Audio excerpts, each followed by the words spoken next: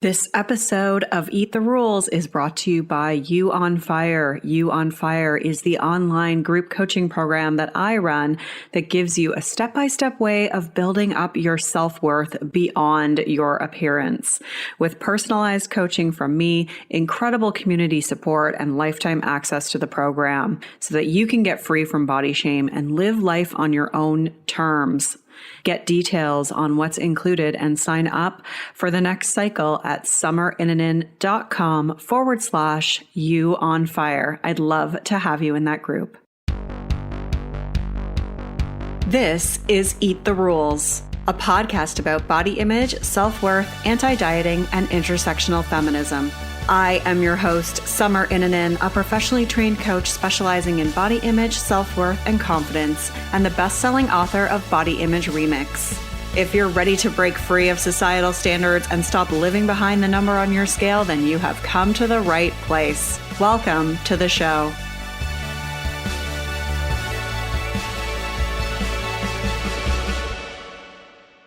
This is episode 192, and I'm interviewing Olivia Scobie, author of Impossible Parenting, and we're talking about the culture of impossible parenting and its impact on our mental health, and how we need to shift from self-care to self-parenting and more. You can find all the links and resources mentioned in this episode, including a link to Olivia's amazing book at summerinanen.com/192. I want to give a shout out to Dancin' Crazy, who left this awesome review.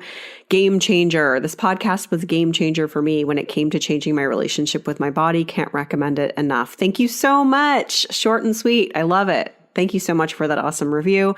You can leave a review for the show. It helps others to find the information you are learning here. You can do that by going to iTunes, search for Eat the Rules, and then look for ratings and reviews, and then click to leave a review.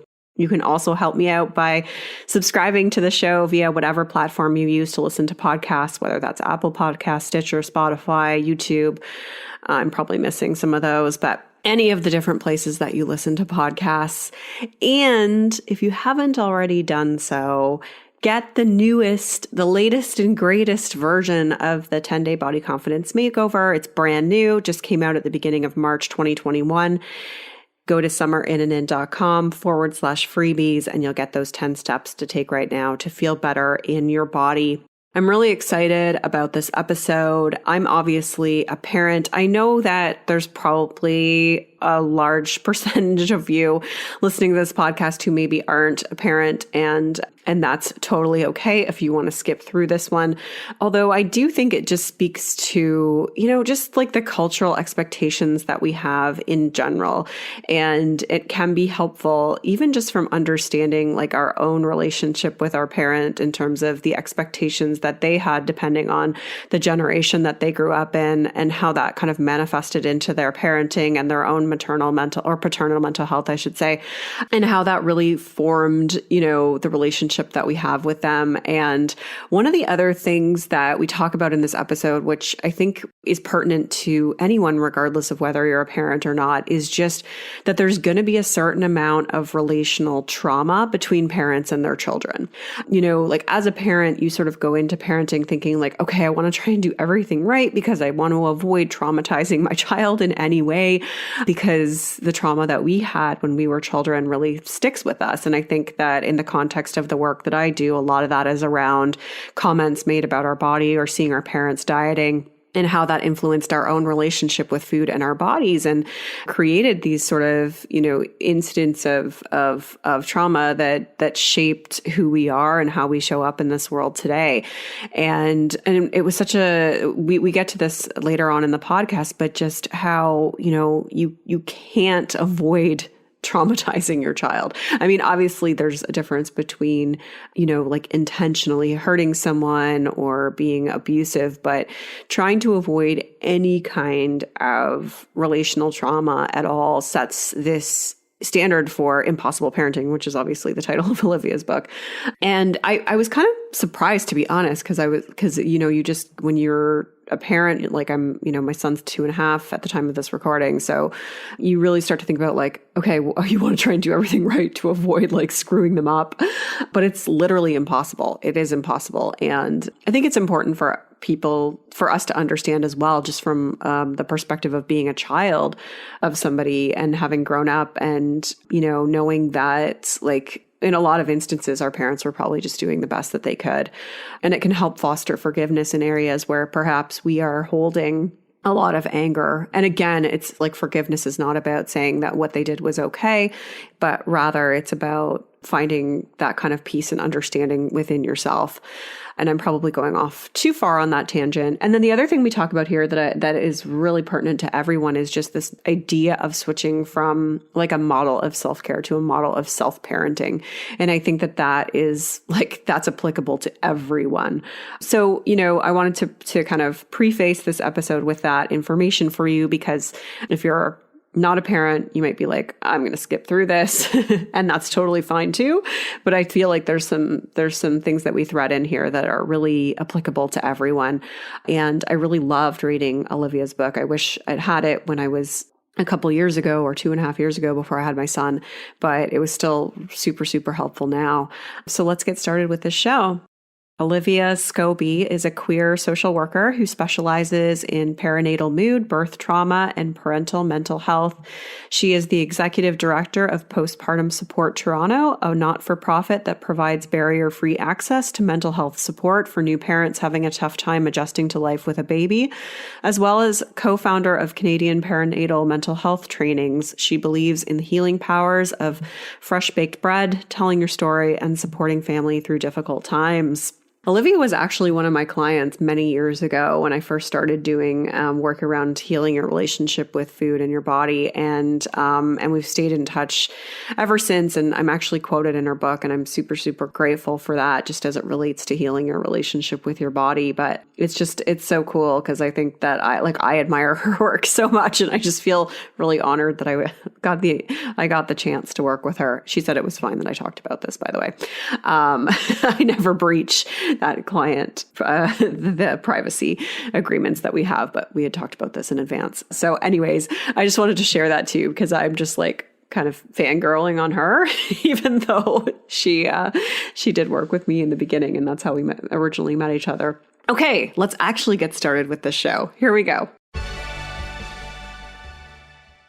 Hello, Olivia. Welcome to the show. I'm so happy to have you here. Thank you so much for having me. I'm really pleased to be here today. Yeah, I as I said, I just loved your book, and I'm so excited to talk to you all about it and some of the concepts within it. And I think it's just such an important topic as it relates to, the way that we feel about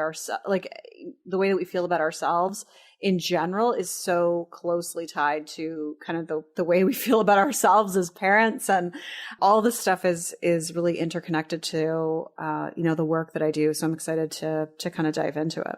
Totally. There's so much about identity politics that shows up in bodies, but also in parenting and all the different parts of ourselves. I really get that. Yeah. So before we dive into that, I'd love you to share your story, just how you got interested in working with people around paternal mental health and specifically writing about the culture of impulsive parenting. I think like most folks who end up interested in things related to perinatal mental health, it was really linked to my own story. And I usually say that I started young when it came to having children. I was just at high school when I got pregnant with my first.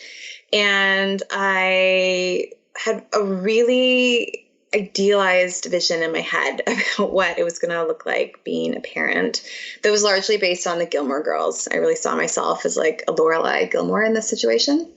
But that's not what it was like. I had a really hard time after my first child was born. I had a really traumatic birth. We had a lot of issues around feeding and health. My baby was born with a lot of sort of complex stuff happening in their body, and they were not a very good sleeper. And so I fell into a really deep depression that I was able to sort of pull myself out of it and keep going. I didn't have a lot of help the first time, partially because I didn't know what was happening, but also because I was really young and really poor. And it just wasn't that safe or easy for me to get support around that. And then when I had my second, I had really intense postpartum anxiety with him, but I was able to get support in a really different way. And I was really marked by the differences around navigating mental health when you can really easily, without getting in trouble, get the kind of things in place that can help you get through it. And I was also really struck by just how much of my experience was influenced by the ideas and the information I kept getting around how to be a good parent, around how to build a relationship with your child. My first child was born in the height of like the rise of attachment parenting as part of like Toronto policy. And so during this time, there was a campaign called The Years Before 5 Last the Rest of Their Lives, which was this really intense free programming, and young parents were particularly encouraged to take it, that gave us all these like practices that we should be doing with our children if we wanted them to grow into people who would have healthy relationships growing up. And I wasn't doing any of them very effectively. And it really terrified me and sort of got me started on this path of trying to understand what part of my crappy maternal identity was coming from feeling like I couldn't measure up, and what parts were coming from an internal place of feeling like I'm not doing a good enough job. And that started, I don't know, decades worth of research. This like really intense personal experience. Mm-hmm. And so now like you help people around, like in your practice, you specifically focus around like postpartum and like paternal mental health and things like that. Yeah. And so I'll sort of skip past the like nitty gritty of all the research and schooling to get me here. But that's what I do now. I work as a clinical social worker, and I specialize in things related to perinatal mental health because I just want people not to have to go through what I went through in the way that I did. Mm-hmm. And so that's what I do now. Yeah. Yeah. You tell your story a bit in the book, and just really talking about how like your expectations didn't match your reality. And I feel like that's such a common narrative and can be such a shocking experience as well as a really defeating experience, because you think that you're the reason for it not matching, or you're doing something wrong. I'm sure that that's something that probably comes up a lot when you're chatting with other parents. Absolutely, because that transition into parenting and who gets to be a good parent, who gets to be witnessed as a good parent, is a really huge contributing factor in the way that having a child really takes over, becomes your most salient identity for a really long time. Some folks might say forever. I don't know that that's been my personal experience now that I have older teen kids, but it's really connected, this idea of, am I doing a good enough job? Because everybody wants to be really good at parenting because it feels so incredibly high stakes. Mm-hmm. Yes. And so let's talk about the culture of impossible parenting. Like what is the culture of impossible parenting? I think in a snapshot, the culture of impossible parenting is the way that we are taught that to be a good parent, we need to rely on experts to guide us. It's a real disconnection from what our natural instincts might be telling us to do with our kids. It's a real disconnection from feeling like we know the answers, or we can figure out the answers on our own. And it's being really outwardly oriented instead of inwardly oriented to trying to perform what it means to be a good parent. And I usually liken 6 different factors that really contribute to this. So the first one is related to sacrifice. So the idea that like the more you sacrifice, the better it means you are a parenting, and the more you love your child in some way. And so there becomes this really sick cycle of, in order to feel like a good parent, I need to go without in some way, or I need to be suffering in some way, which is a terrible cycle to be in and really negative in terms of the impact on mental health. I also think that there's a back to the land mentality that's showing up right now related to, keep it natural. And there's a huge tie-in here to food in terms of how people think that they need to feed themselves, or how they think they need to feed their babies, and this like intense fear of toxins and everything organic. And not just organic, but ideally you like grew that food in your own backyard, and you like harvested it yourself and like made your own baby food, and then did somehow baby-led weaning at the same time. Yes. There's also a big piece around danger. It's a really scary time, it feels like, for parents. So there's a vigilance that's really encouraged around all the really intense things that can happen to your children, and trying to like protect their physical safety as much as possible. There's a real problematic lens around disability within that shows up for folks in terms of like, how do I really maximize having, quote unquote, the most healthy child that I can. Another marker is related to self-care. And so the idea that self-care has become really prescriptive under the impossible parenting culture. And so now it's a lot of shoulds that has really gotten away from, asking like, how do I care for myself? Which is usually a combination of doing things that are really boring and doing things that are really lovely and indulgent and really prioritizing rest. But really this hyper feminized, often really health-based approach to like thinking about what it means to take care of yourself. So you need to be exercising more, and you need to be meditating more, and you need to like not eat sugar, and all the messages that people get, all these shoulds that can show up in self-care, which is not usually doing us any favors when we're approaching it in that way. And that I think the most frustrating part for me about that is that when people are having a hard time, then they start to get blamed. They're like, oh, well, you haven't been taking care of yourself and now you're feeling burnt out. And I'm like, that's not really what happened. And then the last two pieces related to this is making sure that every moment is magical and marked in some way. And so it's really interesting to see what has happened with social media, because we are the first parenting generation to be going through this like really intense and often things that we would like to be really private in a really public way. And so the idea of having, a family brand, and the idea of like all of the markers that we're supposed to be celebrating with our children and to be celebrating them publicly creates a lot of tension, I think, for folks. And we know that it's ridiculous, and we're just seeing vignettes of like the best parts of other people's lives when we are online. And yet that doesn't seem to necessarily really matter in terms of how it makes us feel when we're watching other families doing things that we are not doing because we're at home in our pajamas watching Paw Patrol for the fourth time in a row. And then finally, it's the last piece of this is the idea that we invest up front with our kids. And so if we invest up front, then we will be rewarded later. And that really ties into some of the stuff I was mentioning with that early years, the years before 5 stuff, that like you got to get it right now or your kids are screwed. Like there's no hope for them, even though we know that's not really how like neuroplasticity in the brain works. We know that there's lots of flexibility in terms of like people's ability to grow and change. And it's not as damning as it seems on the surface. My neck hurts from nodding so much for the last few minutes that you were talking there. I'm like, I can relate to all those. And I think, it's really interesting because like some of them, I'm like, okay, that the whole keep it natural thing. I'm like, okay, yeah, I can call BS on that.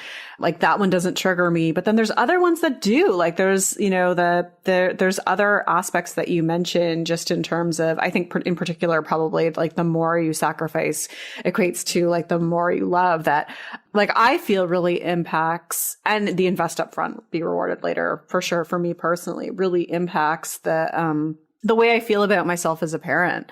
And so it's really interesting how, like, when you were talking about each of those values of impossible parenting, like which ones, like I kind of had an internal reaction to, and which ones I was able to really be like, oh yeah, okay, I can kind of reject that or do the things that I want to do that feel good to me versus doing the things that I feel like I should be doing. And I know one of the things you mentioned in the book was just that, there's nothing wrong with kind of prescribing to any of those values, but when does it become problematic? That's a really good question. And thank you, because I wanted to clarify. There's nothing wrong with any of those pieces, particularly related to self-care. I feel like I do love bubble baths. I'm like, I promise I'm not taking them from you. Of course you get to enjoy bubble baths. But I think it's being really connected to the undertone of the why, and really being attuned to like, am I doing this because I think that I should? Or am I doing this because this is what aligns with my morals, my values, because this is how I want to show up as a parent and how I want to show up in the world. And it can be so confusing for us to know the answer to that, because a lot of us haven't necessarily thought about where those messages around what it means to be a good parent has come from. Very similarly to folks who might make the argument like, oh, but I want to be a certain size because I want to like look a certain way in these clothes. And I'm like, is that yours? Is that coming from you? Or did you get that message from somewhere else? And it can take time to start and unpack and sort through some of that stuff. It's okay that it's really confusing. Anything that has a big somatic activation like that, where you're like, oh, that is really bugging me for some reason. That's just a way, a signal to sort of slow down and explore, to be like, what is this? Why is this so intense for me? What do I know now? Because I've had this big reaction to it. Mm-hmm. Yeah. And so, with all these things, what do you notice the impact being on paternal mental health as a result of this culture, and this pressure? What have you sort of seen in your clients and just in general? A lot of parental burnout. A really big part of this is just the when we tie it into grind culture and tied into the intensity of perfectionism and really needing to get it right, we really wear ourselves down, and a huge disconnect from having a really positive parental identity, because we don't know how to measure our own goodness or our own fitness as a parent unless we really slow down and think about, how do I want to measure myself in this way? And a lot of lack of compassion and a lack of grace shows up in this space, because everybody's supporting the idea that you can't get it wrong. Of course you're going to get it wrong in parenting. I get it wrong all the time still in parenting. And so there's just a real beat down internally for folks. And it makes it hard to be proud or to enjoy the relationship that you do develop with your kids, because every time there is a sense of that moment was hard, or we're feeling really disconnected, becomes somehow evidence of what a failure you are as a parent. Mm-hmm.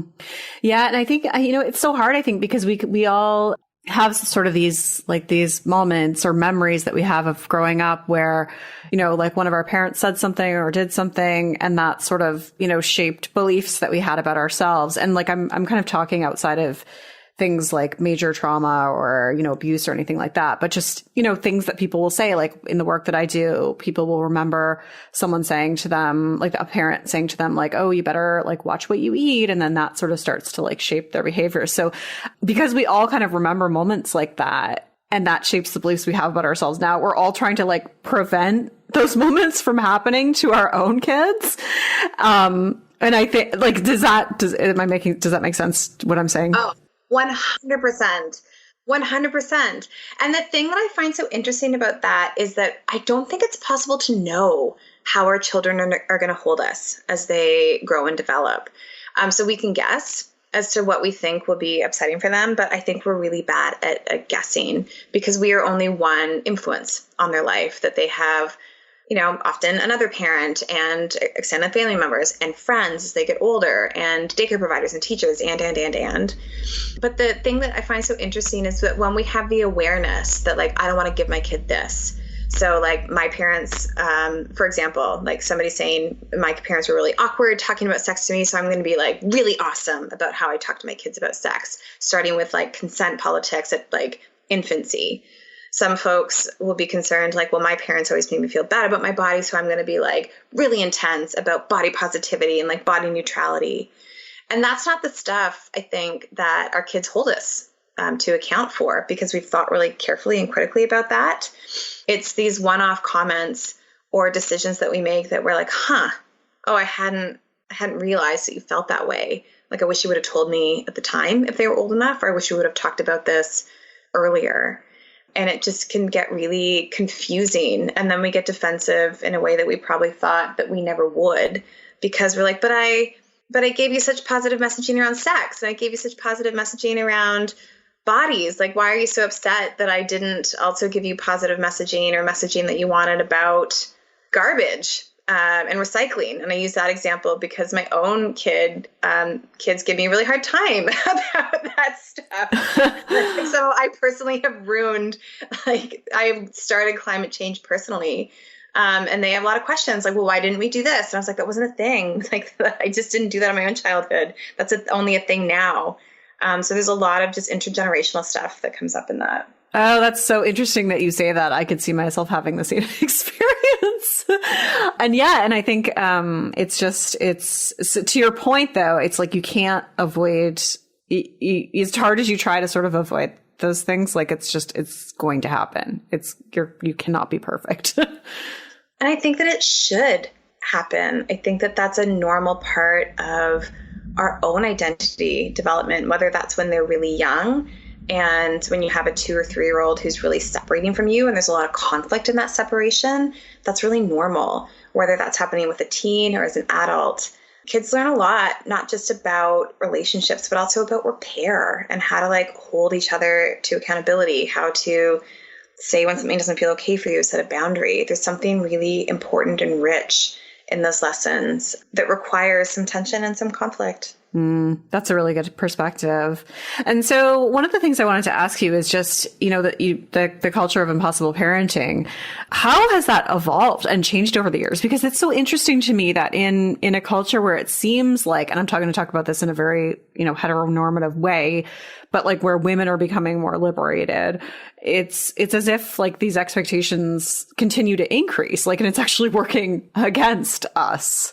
I can so happily nerd out and talk about the history of family dynamics here for a second, but if I go too deep, let me know because I love talking about this. A lot of this actually stems back to what happened with industrialization. And so when we had, obviously we're talking in generalizations, I'm going to talk largely about hetero families, but when we had a lot of families in Canada living on farms and doing a lot of farming, everybody worked at home. And so there wasn't the idea of like, men's work is better than women's work. They worked in different areas of the home, but they had to generate all their own resources. And then when men started to leave the home and to go and exchange their labor for pay, women's work was devalued because there wasn't pay associated with it, but it was required because it's actually so much work to run a house. And it definitely was a ton of work before cars and refrigeration and, stoves in individual homes and all the things that make all the conveniences that we have right now.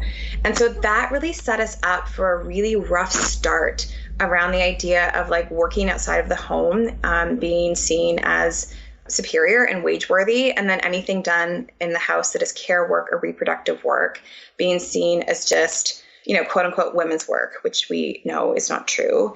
And then after during World War II, where women were really encouraged to go into the workforce, and I also want to name that like lots of women, particularly low income women, always worked. So like we're talking a little bit about a middle class story here. But when they went into the workforce and then were kicked out after the war, they're like, we don't need you anymore. Like, go back home and stop working for pay. There was a real like, no, of course we can do it all. And some of the immediate images are so ridiculously hysterical from this time. So you'd have pictures of women doing like needlework and then images getting of them doing needlework with wires. And so like, if you can do needlework, you can like put wires together in the factory. And then after the war, when they wanted women to go home, the images would change to having like a 2-year-old child who had no adult attending to them at all, being like left alone, like playing on a roof and like falling and getting badly hurt. And so there was such a way that women were valued and then devalued really quickly. And so that's where you start to get the rise of like superwoman syndrome. So like, I can do it all. I can like be a mom and look after my kids, and I can look after the home, and I can go to work. Look at everything that I can do. And men were like, great, okay, do what you want. Like, that's fine, so long as there isn't more asked of me. And then after that era, you start to get into women being like, oh my God, no, of course you have to help me. This is ridiculous. Like, I'm not going to do it all myself. And so this is where I start to talk about moving from blue jobs and pink jobs into the idea of like, the doofus dad who like it's hysterical that he doesn't know how to change a diaper from all those movies from the 80s to like hardworking women who can have it all, into the era of like the co-parent and the captain parent. And so even though now we have a lot of the work that's done within the home shared a little bit more by couples, women are still holding on to a lot of the like mental load, the thinking work, all of the like knowing work. And we are just now trying to figure out how to truly co-parent because we haven't had any modeling done for us around this. And the more that men have been asked to show up in parenting and to show up around the house, there's a sense now that like, okay, yeah, if it's something that I can see or understand, like I need to watch the children right now, or I need to cook dinner, I can do that. But all of the thinking still falls largely to women. I know there's tons of like people who are talking about the discrepancy in the mental load, but I think that's really brought us to where we are now, that we haven't fully figured out how to transition with all of this. And I think that having 18 months for those who have a mat leave and take a full parental leave of 18 months, it's really hard to shift that when you've had one person doing the majority of the thinking work right from the beginning. How do you suddenly transition when somebody goes to work? It's hard. And it's really hard to articulate too. Like and you have a good example in the book about, and I might be using the wrong example at the wrong time, but just, like, for example, oh yes, I can take our child to the doctor's appointment, but there's the whole like mental load around it of, okay, like, when does the child need the doctor's appointment? Where's the, like, what time is the appointment? Does it conflict with naps? Like, does it, you have to make the appointment, like all the thinking stuff. That's what you're talking about when you say the captain, like that's the person that takes on all the sort of thinking work. And people who are listening that are in the US are going to like shudder at the fact that we get 18 months of maternity leave, by the way. Unless you're self-employed like me and you get nothing, or you have to kind of sacrifice your own paycheck to do it. But that mental load, like it's really hard to articulate, because sometimes I'll have this conversation like with my husband, and I'm like, I don't even know how to really describe it to him, like, because he just doesn't think about those things. But those are the things that like I'm thinking about all the time. And it just made so much sense to me just now when you said, well, if you're spending the first like 12 to 18 months, like kind of taking that role, it's really hard to let it go. And it's so hard. Yeah. And I also think that particularly for heterosexual couples, femme folks are just held to a different standard in terms of, again, the witnessing of like, what are the expectations of a good parent, very differently from how dads are. And so you'll often hear, when women do things that are, a good example would be like, I baked a cake and I took it to my child's daycare pre-COVID. Obviously, I don't think we can share food anymore. I dropped it off and they were like, oh, okay, thanks. Is it nut free? But if like somebody's male partner did that, they'd be like, oh, did you bake this? Oh my goodness, everybody come gather round. Look what so-and-so baked. And so there's just such I call it puppy praise, the idea of like, oh, what a good boy you are, that is insulting to everybody in this scenario, because men are like, I'm not a puppy. Like, I don't need to be pat on the head like that. At least some men would say that. And it's just so hard in terms of the expectation. So often women are like, oh, who cares? Like, who cares if they don't have like all their winter gear, if like the kids are being too slow to get out the door in the morning? And women will be like, I care, because I'm the one who's going to have to deal with the phone call from the teacher if they show up and they don't have like their hat and their mitts and their glove. Like that's on me, not on you. Mm-hmm. Yeah. Oh, that whole like puppy praise thing. Yeah. It's like, when I tell, it's like, oh, you're so lucky your husband changed diapers. It's like, what? Or they say, like if he is looking after the child, it's babysitting versus like, no, actually he's just parenting. Like that's what he does too. Yeah, that stuff drives me up the wall. Yeah. I find it so insulting. I'm like, everybody is insulted by this. Yeah. Although giving the example of the cake praise, I'm like, or we should be praising everybody all the time. Like, thank you for your service, because it is so much work to be a parent of young children. Totally. And so, one of the things I wanted to ask about is just like, how has diet culture permeated into impossible parenting culture? It's in every way. I think it's seeped in right from fertility, in terms of like healthism is such a huge part of fertility, pregnancy, and postpartum, and then children's health is a really huge one. And so for me, it has to do with so many binary ways to think about like good food versus bad food. So many ways to think about that when folks are pregnant, that they lose agency over their body in terms of like how they feed it or how they don't feed it. And then also just the changes that happen to folks' bodies when it comes to how hard that can be for some folks in pregnancy to gain weight. Are they gaining enough weight according to like their community? Are they gaining too much weight according to their community? And it is such a hugely unsettling thing to go through, I think, especially for folks who have really dealt with a lot of disordered eating or dealt with a lot of like really tried to get themselves out of diet culture. They can get pulled back in really quickly. And I think that when so many things are out of control, particularly postpartum, I'm thinking back to the podcast you did that sort of explained like how diet culture and dopamine are really linked, and how going on a diet gives you the sense of like, I've got a boost. I'm suddenly in control. I see that a lot with my clients, that they're like, you know what I'm going to do? I'm going to just start like eating really healthy. And I can actually see the dopamine boost happening for them as they're like, I'm going to take control of the situation. When really what they want is they want to get more sleep, or they want their partner to get up with the baby in the night. They want to rest and like take care of themselves. But because that feels really impossible, they turn to restricting or controlling food or controlling movement as a way to just give them that sense of agency over their life that you really have to build a new relationship to once you have a baby. Yeah. And I see it really permeating into like the way that, you should feed your child and like, people who are like so afraid of their child eating like sugar or GMOs or whatever it is. And how that is becoming so much more, I think, than it ever was. Like, it's like Cheerios. It's like, oh my gosh, but there's like wheat in that and sugar and all this stuff. And by the way, my mom wouldn't let me eat Cheerios, so I know how screwed up you can become as a result of that. But like, I feel like that's becoming even louder as well. Like just that you have to kind of try to feed your child like perfectly in order to ward off any sort of like illness. And that starts with nursing. That starts right at the beginning in terms of the politics around nursing. And I saw on Instagram, maybe almost a year ago, they were looking for, some organization was looking for research participants because they wanted to study the relationship between nursing and childhood obesity. I was like, oh, it's so intense. So intense to be making those links. The idea, you get this right now, you do this thing now, your child will be rewarded later. And the healthism that is just so seeped in a lot of the messages around how we feed our kids. And I, as an 80s kid, I'm like, oh, the joy of like beefaroni. Like, I need my kids to know the joy that comes from like beefaroni.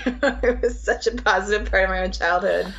Yeah. And so, one of the other things that you mentioned is just, the pressure of trying to be like even like body positive, and how parents who believe in body positivity often feel like it's kind of a betrayal of their politics to really talk about the feelings they're having about being in a different body. Can you speak to that? Yeah. And that is something that I'm starting to see more and more of as body positivity and body neutrality is starting to really seep in, I think, into people's day-to-day politics. There's a sense that if you say out loud, like, oh, I'm going to go on a diet, that there can be a real like pushback in some parenting circles where people are like, oh, you don't need to go on a diet, and all the sort of politics that go along with that. And so then what happens is that people feel really torn between, I know politically and I know as a feminist that I believe that like my body gets to be any size, and I believe that I get to explore what it means to be in this body and feel, or I believe that people get to explore being in bodies in whatever shape and size. But then when I'm like alone and I'm like looking in the mirror and I'm like trying on pants that I wore before I had this baby, I can't feel any of that. That's only a cognitive belief. And it creates a lot of tension and makes it really hard to know where to go to talk about that. Because if you go to your friends who share politics, you're going to get one message. If you go to your friends who love talking about dieting, you're going to get a different message. And there's just a lot of loneliness for folks within that. Mm-hmm. So what would your advice be to someone who's experiencing something like that? Just to really honor the dissonance, that like, that's really normal. And that I liken diet culture and impossible parenting culture in lots of ways. That I'm like, you're still swimming in diet culture. You're still swimming in impossible parenting culture. Like, you can bring your head above water and you can see it for like all the things that are wrong with this. But while you're swimming in it, it's going to impact you. It'll like get in your mouth sometimes. It'll get in your eyes. Like, it's really hard to like fully escape that. And just be really, really gentle during those transitions, because your feelings are always valid. You don't need to justify them. And it's normal for us to have contradictory feelings, like to have more than one feeling about the same thing at the same time, because we are comprised of a lot of different complex internal parts. Yeah, I was saying to someone a couple of weeks ago, just that I really I just don't even know if you can ever kind of completely erase some part of you that desires weight loss. Like that part of you is there. It's a very innocent part of you. It's like, it's completely born out of the culture that we live in. But, you know, we don't feel bad for feeling that way or wanting that. Rather, you know, like be curious with it and explore it and let those feelings be there. And it doesn't mean you have to listen to that or follow that, you know, the direction from that voice. But, you know, trying to kind of having this expectation that you're going to like never want to lose weight to me seems like that seems just like a far stretch given the culture that we live in. Like, I think we need to be realistic that may become like a quieter whisper or something in the background. That's not as loud as it once was in our lives, but not something that's ever going to completely go away. I totally agree. And I also think that for most of us, bodies go through pretty significant changes if we carry and birth our own children, that if it took a lot of work to accept the body that you were in, like it makes sense that there'd be some stuff that would be unearthed. And you're like, okay, now I got to do that again because now I have this really different relationship to my body. And it makes sense to me that all those old patterns would get activated, even if like, yeah, you don't have to act on them. You don't have to do them. You just get to like honor that they're there. And that's a really normal part of the process, I think, for a lot of folks. Yeah. So you have a big portion of the book that's dedicated to healing. And obviously we can't go into everything in there, but I'm just wondering if you could just give some general advice or like some of the things that you feel are most pertinent around what people can do to resist the culture of impulsive parenting. I think there's a few things that really stick out in terms of how to navigate that. The first big one for me is really understanding and befriending your nervous system, because so much of parenting young children is so activating to our nervous system in terms of, you know, when our baby cries, that mobilizing fight system can turn on. There's this urgency. I need to go and do something. We are not set up for great nervous system success in terms of being really depleted and really exhausted. And so just really working with the nervous system in incredibly gentle ways. And so I will often talk to people just around like, how do you complete that nervous system like a full cycle when things have been activated, which is not just getting away from whatever it is that's stressing you, but then finding a way to like soothe yourself and like release all the stress hormones so that you can get like a real full and complete break from feeling so activated all the time, which is really hard to do when you're tired. And so this is where I'm a big fan of like screaming, which is really great for your vagus nerve, to help soothe you by like finding ways of exploring like your internal resourcing, like what are the things that I know soothe. So for me, that's screaming. For somebody else, it might be like taking a few deep breaths. It might be like splashing cold water on their face. And then what are some of the external resources that you can access in terms of like, if you have a partner, can your partner be supportive? Do you have a friend or somebody that you can call when you're having those like extra really hard days? So even just knowing what is it like when your nervous system is on, when that sympathetic fight-flight system is on, and what is it like when you're in that like soothed, resting parasympathetic system. The other thing I'm a really big fan of is getting clear on what's yours and what's not yours. And so whether that is related to what you think you should be doing as a parent, whether that's related to what you think you should be doing with your body or feeling about your body, but just to have a lot of clarity to be like, is this mine? Because so much of parenting, particularly in the early years, involves a lot of guilt. And guilt comes, I think, from either I'm not doing something or I am doing something that violates my own internal compass, or I think I'm supposed to be doing something. I feel guilty because I'm not.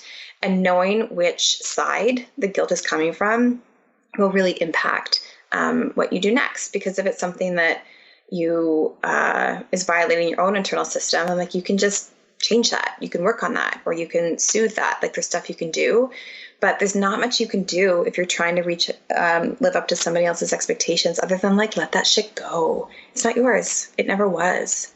And then I'm also a really big fan of figuring out the relationship between how to care for yourself and then how to care for others in your community. Because another big thing around impossible parenting is it's so inwardly focused. It's so focused on what's best for my kid and how do I support my kid, that we've really lost the idea that like we all parent in community together. And so when we take a step back and we're like, how do I also look after those in my community while also taking care of myself? It tends to feel a lot better than just being in our own head, trying to do like internal problem solving 24 hours a day. It's exhausting when we're in that loop. Those are all so good. And I know we're kind of getting close to the time here, or we should be up, but I just have one more thing. Because you talk about the shift from self-care to self-parenting. Can you just quickly speak to that? Because I thought that was really good. Yeah, so there's a lot of different ways to think about self-parenting, but I think its core, it's the idea of there are certain needs that people have to have met in order to be sort of feel okay and functional. Often these are really biological needs. And so it's stuff that like, if this wouldn't be okay for your kids, then it shouldn't be okay for you either. And so this is how we are really thoughtful with making sure that our children's bodies are rested. And so like you also get to be thoughtful about how your body is rested. We're really thoughtful about making sure that our kids get enough calories. And then like, yeah, you get to eat enough calories too. Your kids need to socialize. You get to socialize and see your friends. And so it's the idea that like, if I would be giving this to my children, like it would be unfathomable for me not to give it to them. Then I get to have it myself. The other piece that comes out of self-parenting is knowing that you actually can't repair, I don't think, the wounds from your own childhood through getting it right with your own kids. That it's worth actually doing your own reparenting when things get activated from your own childhood. Like, oh, my parents gave me like crappy messages about this. Giving your kids better messages actually doesn't heal that in you. That work still needs to be done.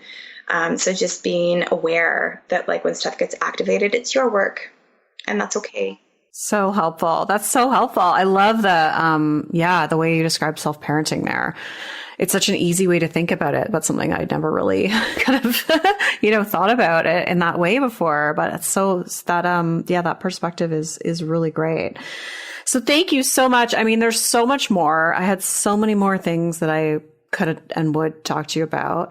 So definitely, check out Olivia's book, Impossible Parenting. It's amazing. I really just affirmed so much of my own experience, and I really wish I'd had it a couple years earlier, although I still found it extremely helpful now because, as I said, I don't think the culture of impossible parenting really stops.